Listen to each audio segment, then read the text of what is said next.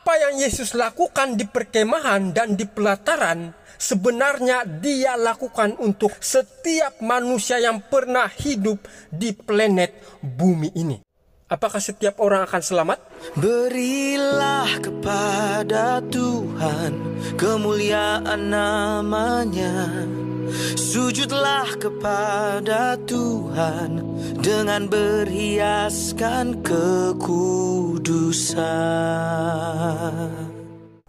Shalom, selamat sejahtera saudara-saudara yang dikasihi dan diberkati oleh Tuhan dimanapun Anda berada. Salam kasih dari Kristus yang mengasihi kita semua.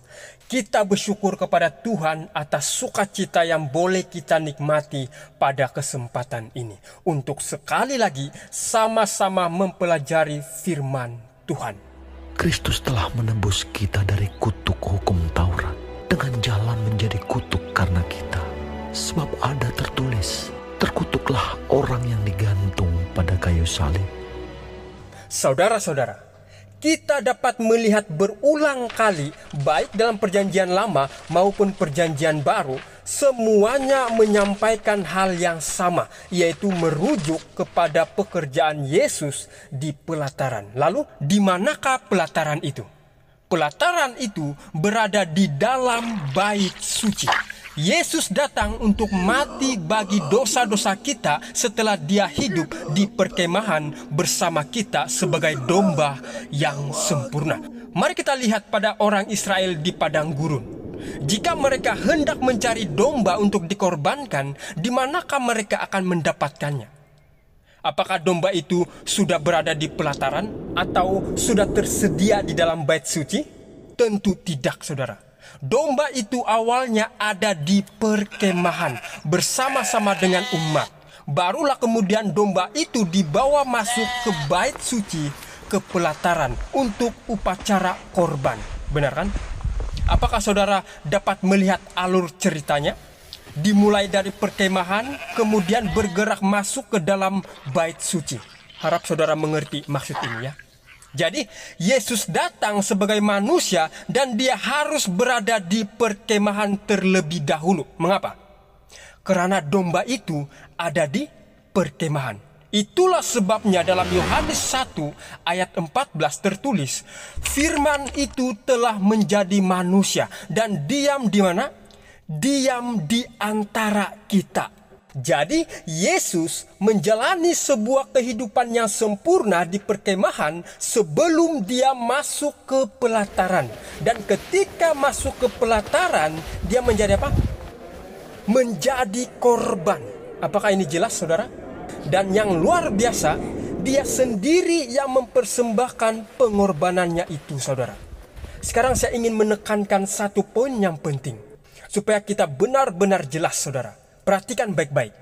Apa yang Yesus lakukan di perkemahan dengan hidup sebagai domba yang sempurna, dan apa yang dia lakukan di pelataran dengan menjadi korban yang sempurna, kedua-duanya dia lakukan untuk setiap manusia tanpa terkecuali. Ibrani 2 ayat 9 mengatakan, tetapi dia yang untuk waktu yang singkat dibuat sedikit lebih rendah daripada malaikat-malaikat, yaitu Yesus. Kita lihat, yang oleh karena penderitaan maut dimahkotai dengan kemuliaan dan hormat, supaya oleh kasih karunia Allah ia mengalami maut bagi siapa? Bagi semua manusia. Jadi Yesus mati untuk siapa?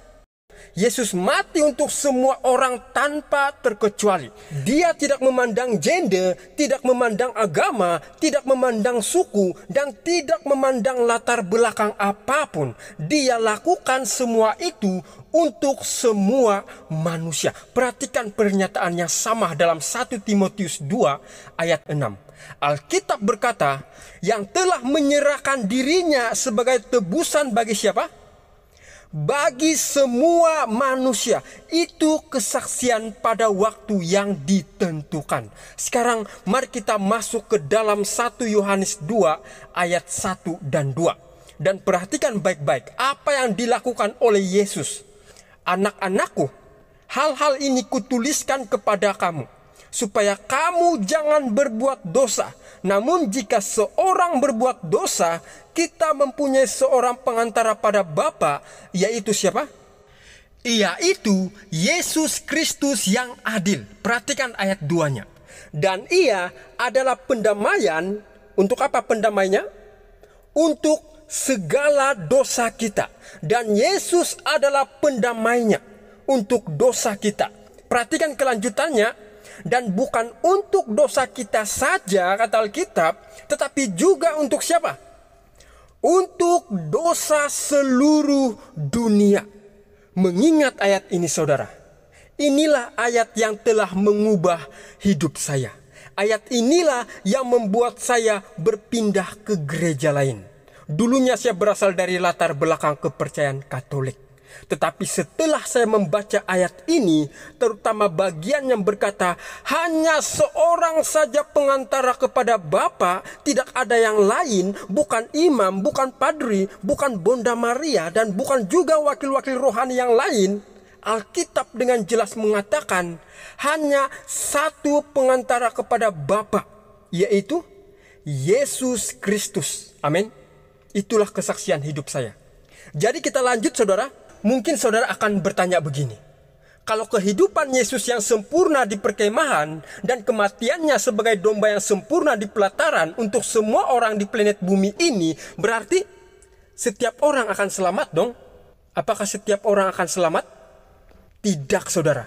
Setiap orang tidak akan selamat.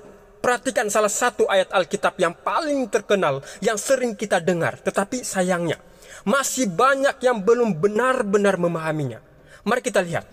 Yohanes 3 ayat 16. Karena begitu besar kasih Allah akan dunia ini, apakah Tuhan mengasihi dunia? Ya.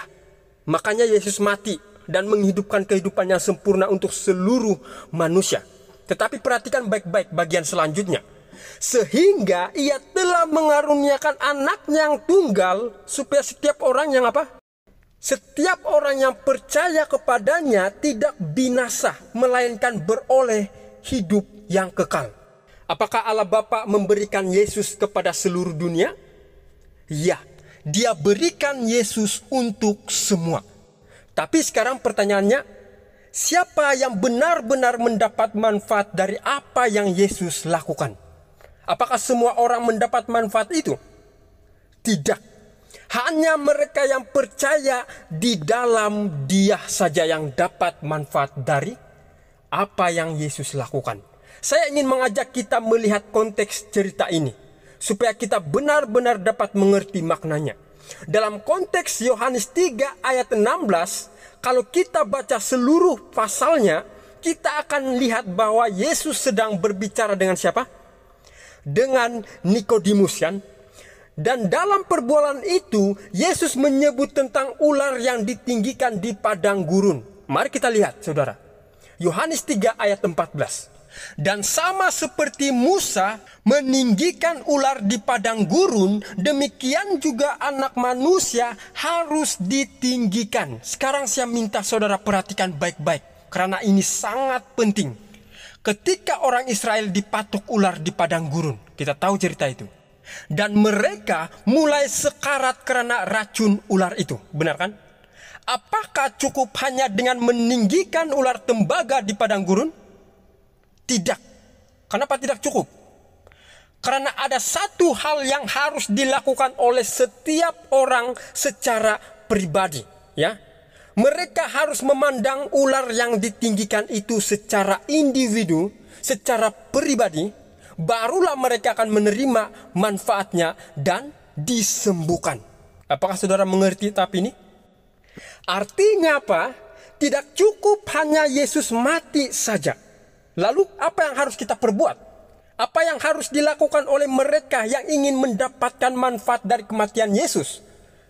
Turn your eyes upon Jesus. Believe in Him and trust Him fully. Kita harus memandang Yesus dengan iman.